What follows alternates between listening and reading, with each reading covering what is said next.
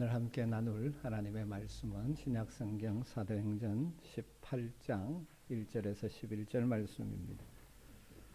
사도행전 18장 1절에서 11절 말씀.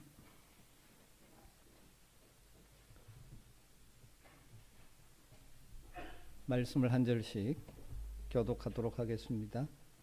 1절입니다. 그 후에 바울이 아덴을 떠나 고린도에 이르러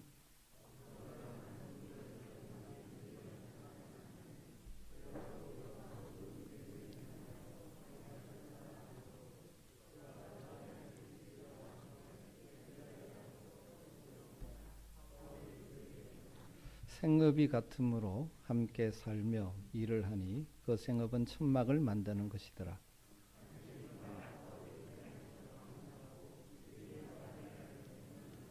실라와 디모데가 마게도냐로부터 내려오매 바울이 하나님의 말씀에 붙잡혀 유대인들에게 예수는 그리스도라 밝히 증언하니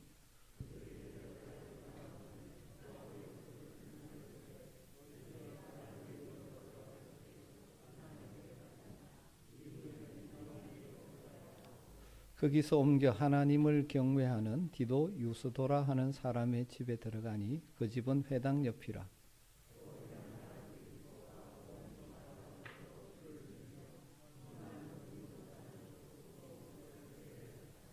밤에 주께서 환상 가운데 바울에게 말씀하시되 두려워하지 말며 침묵하지 말고 말하라.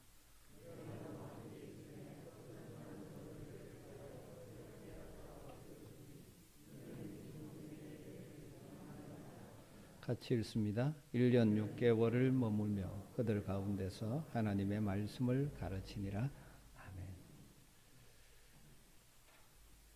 제 개인적으로는 나이가 들어갈수록 또 목회자로 사역하는 시간이 지날수록 더욱더 하나님의 은혜가 아니면 아무것도 할 수 없다라는 생각이 더 강하게 들어집니다. 정말 하나님의 은혜가 아니면 안 되는 것이 특별히 목회인 것 같습니다. 그래서 은혜 아니면 살아갈 수가 없네, 모든 것이 은혜, 이런 찬양들이 더 가슴에 절실하게 다가오는 것 같습니다. 돌아보면 저 개인적으로는 여러 가지 힘든 과정도 있지만 때를 따라 주시는 하나님의 은혜, 그것이 기도 가운데 주시는 위로일 때도 있고 어떤 사람을 만나게 하심으로 주시는 위로일 수도 있고, 그런 은혜가 있기 때문에 목회자로서 여기까지 올 수 있었다라고 생각합니다. 저뿐만 아니라 이 땅을 믿음으로 살아가는 모든 사람들이 동일하죠. 참 힘든 인생길이 때로는 우리 앞에 있지만 때를 따라 도와주시는 하나님의 은혜로 우리는 살아갈 수가 있죠. 신실하게 맡겨진 사명을 감당하며 살아가는 자들, 때로 지칠 때도 있지만 그때 주시는 주님의 돕는 은혜를 경험하며 살아가지 않습니까? 여러분 한번 생각해 보십시오. 여러분이 최근에 경험한 하나님이 공급해 주신 은혜가 무엇입니까? 말씀으로 위로해 주셨습니까? 기도 가운데 만져주셨습니까? 아니면 어떤 사람을 만나서 세임을 얻게 하셨습니까? 바울 사도 위대한 하나님의 사람이었지만 바울의 그 모든 사역의 길에 많은 어려움도 있고 힘든 때도 있었지만 때에 적절한 하나님의 은혜가 있었기 때문에 그는 끝까지 쓰임받은 복 있는 인생을 살았습니다. 그래서 그가 고린도전서 15장 10절에서 유명한 고백을 하고 있죠. 내가 나 된 것은 하나님의 은혜로 된 것이다. 오늘 우리가 읽은 고린도에서의 바울의 사역에서 우리는 또 한 번 이 진리를 확인하게 되었습니다. 누가가 기록한 사도행전에는 그냥 간략하게 기록되어 있어서 잘 드러나지 않지만 바울이 고린도 교회에 쓴 편지인 고린도전서와 함께 연결해서 고린도에서의 바울의 사역을 묵상해 보면 정말 하나님의 섭리와 은혜가 큰 것을 발견하게 되었습니다. 바울이 아테네에서 복음을 전한 이후에 아테네를 떠나서 아테네로부터 남서쪽으로 약 한 80여 킬로 떨어진 고린도라는 도시로 가게 되어집니다. 이 고린도는 아테네와는 전혀 다른 도시였습니다. 아테네는 학문과 예술의 도시였다면 고린도는 아가야라는 것은 그리스의 남부 지역을 말합니다. 아가야 지역의 수도 역할을 하는 곳으로 상업과 무역이 발달한 국제 도시라고 할 수 있습니다. 왜 그렇게 상업과 무역이 발달하게 되었냐 하면 고린도가 위치한 그 지정학적 위치 때문입니다. 지도를 한번 보여주시면 좋겠습니다. 고린도가 고린도가 위치한 곳이 보이는지 모르겠습니다. 아테네에서부터 서쪽으로 약간 남쪽에 고린토라는 도시가 있죠. 이 그리스 본토와 밑에 있는 반도가 펠레폰네소스 반도라는 것이죠. 이 반도 사이에 연결되는 아주 좁은 지역에 위치한 것이 고린도입니다. 그래서 고린도 동쪽에 있는 항구가 갱그레아라는 항구고 서쪽에 있는 항구가 레게움이라는 항구가 있습니다. 거리가 짧기 때문에 그 당시 주로 배로 여러 가지 무역들을 했는데 이 펠레폰네소스 반도를 돌아가려면 상당히 시간도 걸리고 위험한 백길인 반면에 이 갱그리아와 레게움 사이의 이 길을 배가 상륙해서 물건을 육로로 옮겨가면 훨씬 빨라서 그래서 동방, 아시아 지역과 아프리카 지역과 그 다음에 로마를 연결하면서 아주 중요한 이 위치를 차지한 것이 고린도라는 도시입니다. 그러다 보니까 후에 이 길을 운하로 뚫어버렸죠. 그래서 저것이 고린도 운하의 모습입니다. 저걸 운하로 뚫어서 지금은 배들이 그쪽으로 바로 통과하게 만들어 놓는. 그러니까 지정학적으로 그 당시에 굉장히 무역과 상업이 발달할 수밖에 없는 도시였습니다. 대부분 성도들은 고린도 그러면 성경에 그런 고린도라는 도시가 있지 이렇게 생각하겠지만 사실은 우리의 이 삶 가운데도 고린도와 관련된 말들을 종종 사용하며 살아갑니다. 대표적인 것이 심리학자 프로이드가 이야기한 가운데 오이디푸스 콤플렉스라는 것이 있죠. 종종 들어보셨겠죠. 어린아이가 성장하는 성장기에 자신의 동성 부모에 대해서 경쟁의식을 느끼고 이성 부모에게 애정 욕구를 느낀다는 그런 의미가 나오죠. 근데 이것이 나오게 된 배경이 되는 것이 오이디푸스는 이 고린도의 왕자였습니다. 또 옛날 서구 건축의 대표적인 양식하면 세 가지지 않습니까? 도리아 양식, 이오니아 양식, 고린도 양식. 그러니까 옛날 서구 건축의 아주 중요한 한 기둥을 차지하는 것이 고린도 양식입니다. 그만큼 이 고린도가 건축 예술이 발달했다는 것이죠. 미적 감각 추구하고 아름다움을 추구하고 건축 양식이 나올 만큼 또 그만큼 뒤에 경제력이 풍부했다는 것입니다. 여러분 그런데 경제적으로 풍요하다는 것이 굉장히 좋은 것 같지만 경제적인 풍요와 그래서 거기에서 인간의 욕망을 추구해 가는 그 삶의 부정적인 종착역은 항상 타락한 삶으로 가는 것을 보게 됩니다. 바울이 방문했을 때 고린도를 한마디로 말하면 술 취함, 쾌락 추구, 음행, 방탕 이런 것이 난무한 그런 도시였다고 볼 수 있습니다. 또 그렇게 되는 데는 종교적인 요인이 고린도의 종교적인 요인이 굉장히 가세를 합니다. 종교적으로 고린도의 다양한 신전들이 위용을 자랑하고 있었다고 하는데 학자들 따라 다릅니다만은 많게 보는 학자는 고린도에 26개의 신전이 있었다고 합니다. 그 중에 가장 대표적인 고린도의 신전이 아프로디테 신전입니다.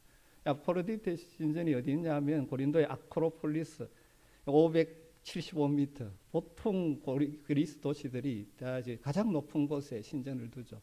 이 구고린도 유적지에서 바라보는 아크로폴리스입니다.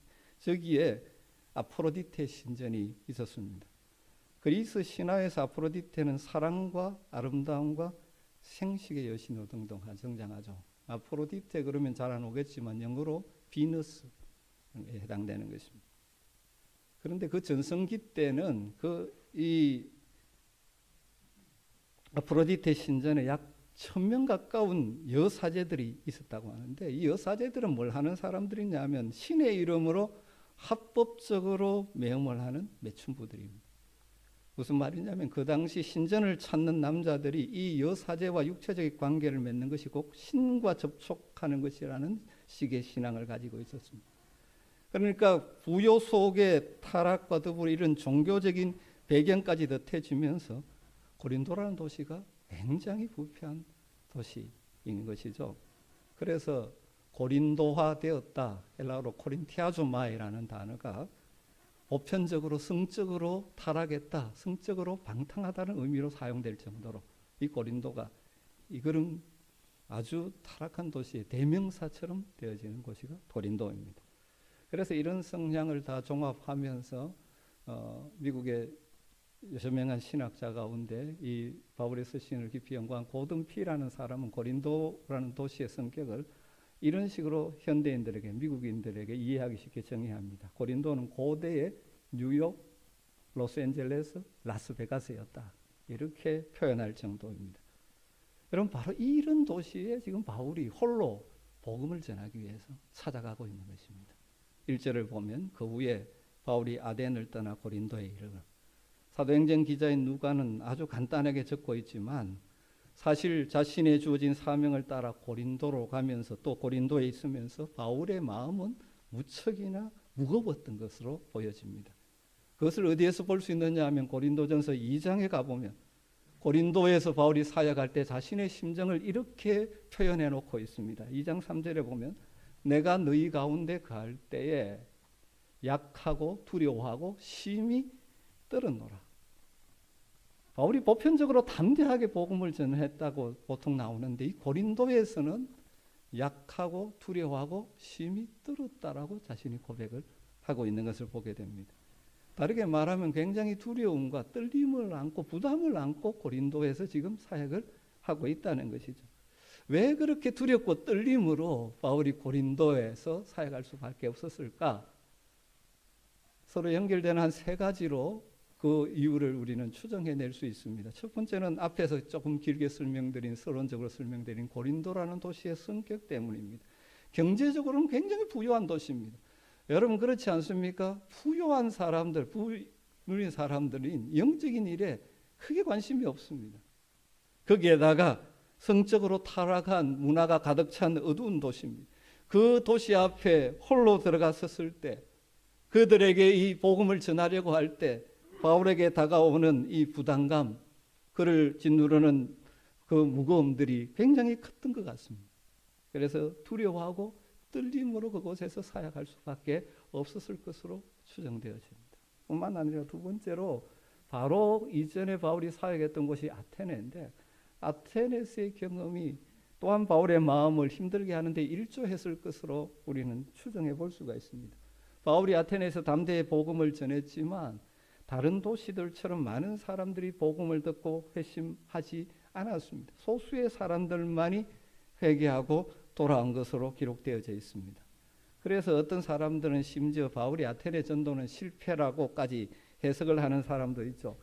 바울의 전도로 인해서 회심한 사람의 숫자가 소수로 기록되어 있고 바울이 전도하러 방문한 후에 아테네 교회가 세워졌다는 기록도 없다는 것을 근거로 바울이 아테네 전도는 실패했다 이렇게 해석을 합니다. 그러면서 그 이유가 무엇인가? 너무 철학자들에게 철학적으로 접근해서 그랬다. 그런 식으로 해석하는 경우도 있습니다. 그러나 제가 볼 때 아테네에서의 바울의 전도가 실패라고 해석하는 것은 옳지 않다고 봅니다. 아테네에서 전도가 실패했다고 평가하는 것은 복음의 가치를 물량적 수치로 판단하려는 이 비복음적인 생각이라고 봅니다. 여러분 그렇게 생각해 보면 결과만 수치만 가지고 성공과 실패를 따진다면 예수님의 3년의 사역의 마지막 열매가 무엇입니까? 물론 중간에는 수많은 사람이 우르르 몰려다녔지만 남아있기는 11제자와 소수의 무리들이지 않습니까? 우리 주님 3년입니다. 그런데 바울은 아테네에서 며칠 복음을 전했습니다. 여러분 그리고 아테네에서 복음 전파가 실패했다면 왜 성경을 그렇게 아테네에서 바울이 아레바고 언덕에서 설교한 그 설교 내용을 구체적으로 길게 남겨놓았겠습니까? 바울의 아테네 전도는 결코 실패라고 평가해서는 안 되죠. 여러분 지금도 우리가 보고 있지 않습니까? 우리 선교사님들이 나가 있는 현장을 보면 어떤 지역은 복음을 전하고 쉽게 복음을 받아들이고 쉽게 교회를 세우는 지역들이 있는 반면에 무슬림 지역에는 평생 사역에도 몇 명의 회심자를 얻을까 말까 할 정도로 힘들게 사역하는 선교사님들이 있습니다. 우리는 자꾸 이 물량적으로 보다 보니까 그런 선교사님들 볼 때 뭔가 실패한 사람처럼 대하기가 참 쉽습니다. 여러분 절대 그래서는 안 되죠. 그러다 보니까 교회들이 자꾸 눈에 보이는 쉽게 뭔가 보이는 그곳에 선교를 하려고 하고 꼭 필요한 곳임에도 불구하고 열매를 얻기 힘든 곳에는 그쪽 선교사를 보내는 것을 힘들어하는 경우가 종종 있죠. 그럼 그것은 잘못된 것이죠. 그러나 사역자 입장에서 여러분 사역자들이나 선교사님들이 종종 낙심하고 침체에 빠지는 원인 중에 하나로 분명한 것은 눈에 보이는 사역의 열매가 보이지 않으면 낙심하게 되고 침체에 빠지기가 참 쉽습니다. 그렇기 때문에 우리는 특별히 힘든 사역지에서 선교하는 선교사님들을 위해서 더 기도해야 되고 더 협력해야 되는 것인지도 모릅니다. 열심히 복음을 전했는데도 눈물로 기도하고 열심히 준비하고 땀을 흘려 수고했는데도 눈에 보이는 열매가 적을 때 우리는 종종 낙심하고 힘들어하지 않습니까? 바울 사도도 위대한 하나님의 사람이지만 그 역시 연약한 인생입니다. 아마 그것이 그의 마음에 고린도에 오면서 고린도 도시를 쳐다보면서 그 마음에 짐이 되었을지도 모릅니다. 그리고 또 한 가지 생각해 볼 수 있는 것은 아테네와 이 고린도 이전까지 바울은 항상 어디를 가든지 혼자 하는 것이 아니라 바울의 동역자가 있었죠. 지금 이 2차 전도 여행 과정 중에 있습니다만 2차 전도 여행에는 누가 함께 합니까? 실라가 함께하고 디모데가 함께하고 있고 의사 누가가 함께 했었지 않습니까? 그런데 베레아에서부터 급하게 떠나올 수밖에 없다 보니까 바울 홀로 로마에서 복음을 전했었고 고린도도 지금 홀로 들어가고 있습니다. 빨리 실라와 디모데가 오게 하라고 부탁을 해놓고 홀로 지금 들어가서 복음을 전하고 있습니다. 여러분 함께하는 동력자가 있고 없고 하는 것이 우리의 마음에 큰 차이를 가져오지 않습니까? 그래서 그런지 바울은 그의 쓰신 마지막에 보면 항상 자신을 도와서 함께 동력했던 동력자들의 이름을 소개하면서 그들을 알아주라, 그들을 존중하라 그렇게 권면하고 있죠. 정확하게 이유를 정리할 수는 없지만 이런 여러 가지 요소들이 함께하면서 바울이 고린도에 도착해서 복음을 전하려고 할 때 그의 마음에는 약함과 두려움과 떨림이 있었다는 것입니다.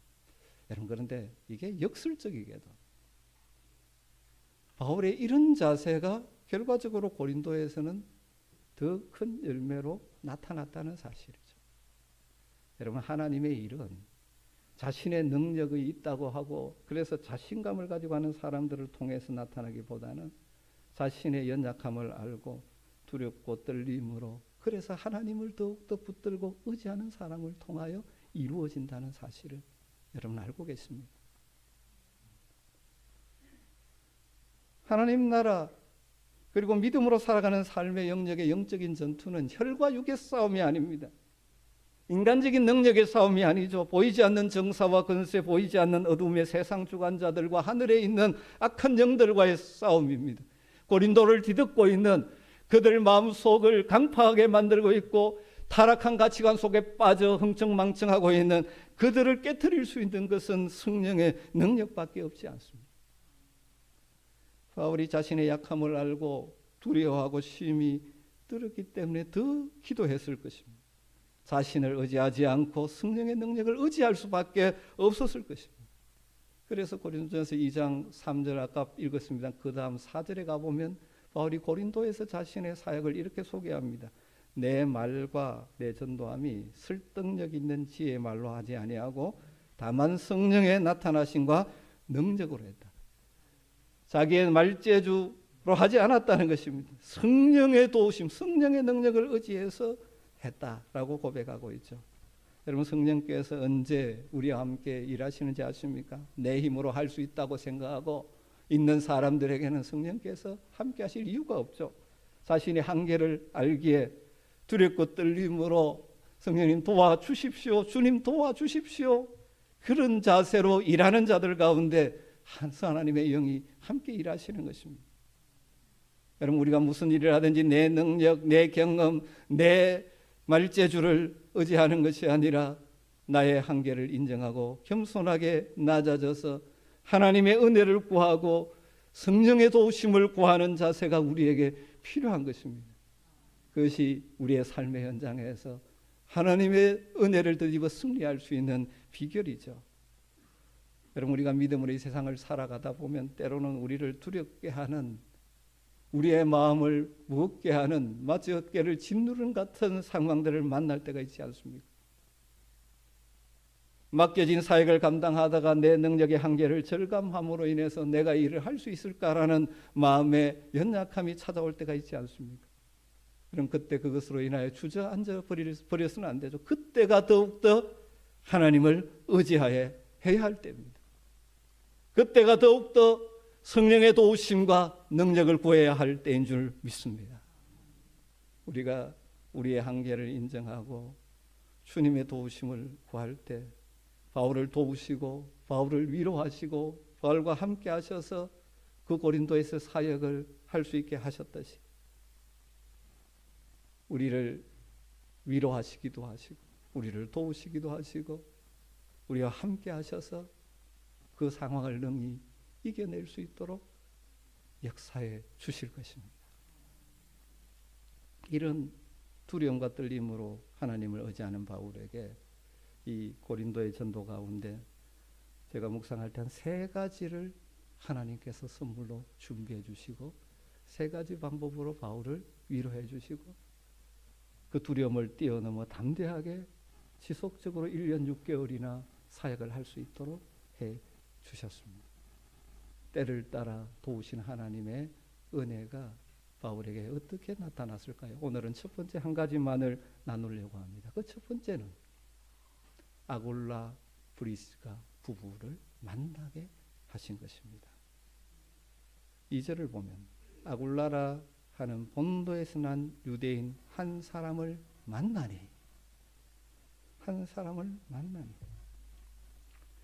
홀로 들어갔는데 하나님께서 그곳에서 누구를 만나게 하십니까? 한 부부를 만나게 하셨습니다. 글라우디오가 모든 유대인을 명하여 로마에서 떠나라 함고로 그가 그의 아내 브리스길라와 함께 이탈리아, 로마로부터 새로운 자라 바울이 그들에게 가매 거대한 타락의 도시 고린도에 주님의 복음을 전하기 위해서 두렵고 떨리는 마음으로 홀로 찾은 바울을 위해서 하나님께서는 아굴라 부부를 준비해 두고 계셨다는 것입니다. 여러분, 이 본문을 묵상하면서 여러분 어떤 느낌이 드십니까? 저는 이 본문을 보면서 정말 하나님의 세심한 배려, 위로, 우리의 생각을 초월하는 하나님의 섭리를 묵상하지 않을 수가 없습니다. 바울이 그 고린도 삭막한 도시 가운데서 아굴라 부부를 만나서 의지하고 머물 수 있는 처소도 얻었습니다. 그리고 함께 함으로 서로 힘을 얻고 복음을 전할 수가 있었습니다. 정말 두렵고 떨림으로 고린도로 들어간 바울을 위해서 아굴라 부부를 하나님이 예비해 놓고 있었던 것이죠. 바울이 이 아굴라와 브리스길라 부부를 만나면서 한번 생각해 보시오. 얼마나 위로를 얻고 용기를 얻었을까요?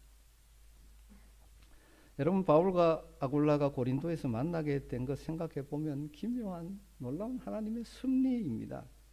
아굴라는 유대인이죠.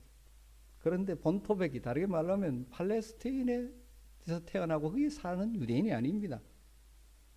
만약 그랬다면 이방 도시인 고린도에서 바울과 아굴라가 만날 가능성은 거의 없겠죠. 성경은 그를 어디에서 태어났다고 하니까 본도에서 난 유대인이라고 말합니다. 본도라는 것은 현재로 말하면 터키의 북쪽 지역, 북동쪽 지역, 그러니까 흑해 남동쪽에 있는 큰 지역을 본도라고 합니다. 그 지역에서 태어난 유대인입니다. 그게 무슨 의미입니까? 오래전에 이 고향인 팔레스타인 땅을 떠나서 이방 땅에 살면서 그 당시 지중해의 공통 통용 언어인 헬라어를 모국어처럼 사용하는 디아스포라 유대인이었다는 것이죠. 어떤 연유인지 모르지만 아굴라는 자신이 태어난 터키 본도에서 떠나서 로마 제국의 수도, 아마 요즘식으로 표현하면 로마 제국의 핵심 도시 수도인 로마로 가서 한번 성공해 보겠다고 했는지도 모르죠. 거기에서 로마로 이주해서 거기에 자리를 잡고 정착해 살던 사람입니다. 이 아굴라의 직업이 무엇입니까? 천막 제조업이죠. 그런데 그들이 로마를 떠나지 않을 수 없는 상황이 발생해 버렸습니다. 로마 황제 클라우디우스 1세가, 우리 성경에 클라우디오라고 했습니다. 1세가 로마에 사는 유대인들을 다 떠나라고 추방령을 내렸습니다. 이 크리스투스를 따르는 자들이 이 소란을 일으킨다는 명목 때문에 유대인들을 로마에서 다 추방해버립니다. 로마에서 추방당한 아굴라 부부가 이런저런 과정을 거쳐서 결국 고린도로 이주해왔고 새롭게 정착한 것입니다. 그런데 바로 그때쯤에 바울이 고린도를 찾아가게 된 것이죠. 거기다가 바울 역시 무슨 기술을 가지고 있습니까? 천막 제조 기술자입니다. 유대인 부모들은 부유하든지 가난하든지 대부분 자녀들에게 기술 하나씩을 습득하게 했다고 하죠. 바울이 태어난 곳도 다소족은 특히 남부 지역, 동남부 지역에 있는 다소족, 거기가 천막 제조에 사용되는 피륙 생산지로 유명했기 때문에 바울은 어린 시절부터 천막 제조 기술을 익힌 것으로 보입니다. 그래서 가면서 천막 제조하면서 일하면서 복음을 전할 때가 많았죠. 그런데 하나님께서 만나게 하셨는데 뭐가 갔습니까? 직업이 갔습니다. 천막 제조업자 아굴라 집에서 함께 살고 함께 일하면서 지금 복음을 전하게 되는 것이죠. 그것을 3절에 이렇게 표현했습니다. 생업이 같으므로 함께 살며 일을 하니 그 생업은 천막을 만드는 것이었더라. 여러분 한번 이 사건을 생각해 보십시오. 하나님의 섭리가 놀랍지 않습니까?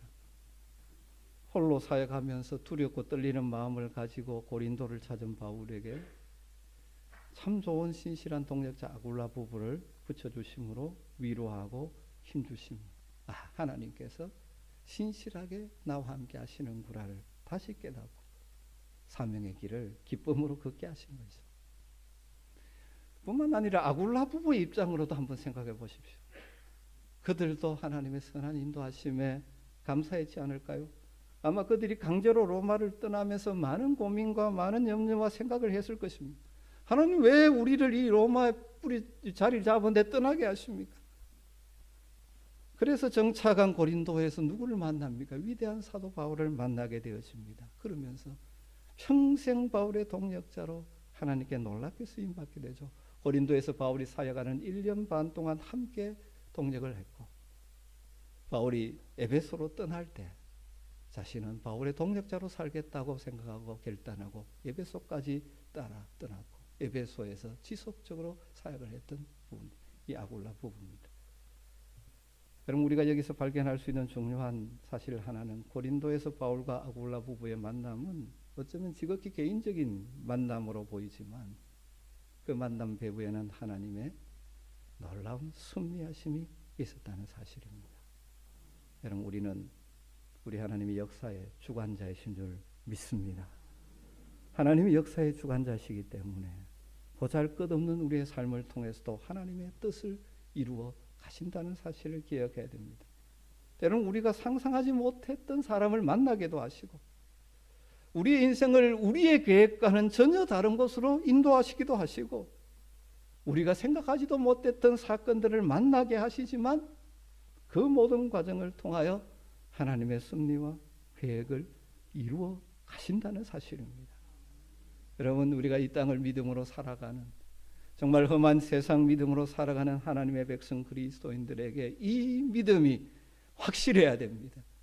여러분 하나님의 선한 섭리에 대한 믿음이 여러분에게 확실하기를 주님으로 축원합니다. 그러면 우리가 어떤 힘든 일을 만나고 어떤 상황을 만나고 어떤 사건을 경험해도 그 두려움 잠시 두려워하겠지만 섭리하시는 하나님을 바라볼 때 능히 극복하고 담대하게 나갈 수 있는 것이죠. 중요한 것은 당장 우리 눈에 안 보이지만 이런 바울과 아굴라 부부를 만나게 하시며 서로에게 하나님의 뜻을 이루어 가시는 것, 하나님의 섭리를 생각할 때 하나님의 섭리하심을 생각한다면 내가 만나는 어떤 상황이라도, 때로는 내가 원하지 않던 상황까지도 이것을 통하여 일하실 하나님을 기대하며, 중요한 것은 그 자리에서 믿음으로 최선을 다하여 살아가는 것입니다. 그러다 보면 인생의 모자이크가 완성되는 날, 아, 하나님이 이래서 이 사람을 만나게 하셨구나 고백하게 될 것입니다. 로마 제국 수도에 정착했던 아굴라 부부가 하루아침에 로마에서 추방당할 때 그 역사의 소용돌이, 세상 역사의 소용돌이 속에서 그들이 입은 경제적인 손실도 아마 컸을 것입니다. 육체적, 심적인 마음의 고통도 아주 컸을 것입니다. 그러나 그들이 새롭게 정착한 고린도에서 바울의 동역자가 되어 주님의 도구로 영광스럽게 쓰임받고, 뿐만 아니라 이 하나님의 말씀인 성경에 그 이름이 기록되는 놀라운 영광을 누리는 것을 우리는 볼 수 있지 않습니까? 또 한 가지 이 말씀을 통하여 마무리하면서 함께 적용했으면 좋을 것은, 우리가 현재 만나게 하신, 우리를 서로 만나게 하신 우리 믿음의 가족들에게 우리 서로가 어떤 자가 되면 좋겠습니까? 다들 힘들게 이 세상을 살아가지 않습니까? 서로에게 위로자가 되어주고 서로에게 동력자가 되어주는 은혜가 있게 되기를 주의 이름으로 축원합니다. 우리가 힘들 때 여러분의 말 한마디가 위로가 되고 힘이 될 때, 여러분 우리 사역자에게도 여러분이 위로자가 되어주시고, 여러분 서로에게 위로자와 동력자가 되어준다면 우리가 비록 힘든 시절을 살아가지만 넉넉히 견디고 이기고 승리하게 될 줄로 믿습니다. 그리고 우리의 기도 가운데 이런 기도가 있었으면 좋겠습니다. 우리의 삶의 자리에서 바울이 아굴라 부부를 만났듯이 좋은 동력자를 붙여 주시옵소서. 이것은 교회 생활만이 아닙니다. 여러분 그리스도인으로서 사업을 하시든지 직장 생활을 하면서 이 기도가 필요합니다. 내가 이 사업을 통하여 이 직장에서 하나님의 영광을 위해서 일할 때 나와 함께 마음을 모으고 함께 기도하고 함께 할 믿음의 형제 자매를 붙여 주시옵소서. 우리가 이렇게 기도하고 나갈 때 여호와 이레 하나님께서 만나게 주실 줄 믿습니다. 저는 우리 아멘교회 성도들이 삶의 현장에서 이런 은혜를 경험하며 때로는 지치고 힘들 때 하나님이 만나게 하시는 사람을 통하여 용기를 얻고 힘을 얻게 되고 어떤 두려움의 상황도 넉넉히 이기며 살아갈 수 있는 이 은혜를 누리게 되기를 간절히 주의 이름으로 축원합니다. 기도하겠습니다. 하나님 감사합니다.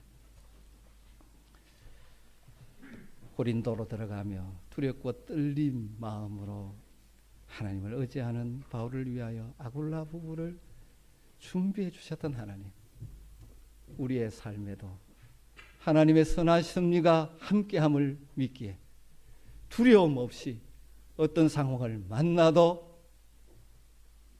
믿음으로 최선을 다해 살아가는 성도들 되게 하여 주시옵소서. 참으로 힘든 시기를 살아갑니다. 우리 성도 서로가 서로에게 아굴라 부부가 되게 하여 주시옵소서. 함께 하나님의 뜻을 이루어가는 복된 하늘 가족 공동체로 우리 교회가 세워지게 하여 주시옵소서.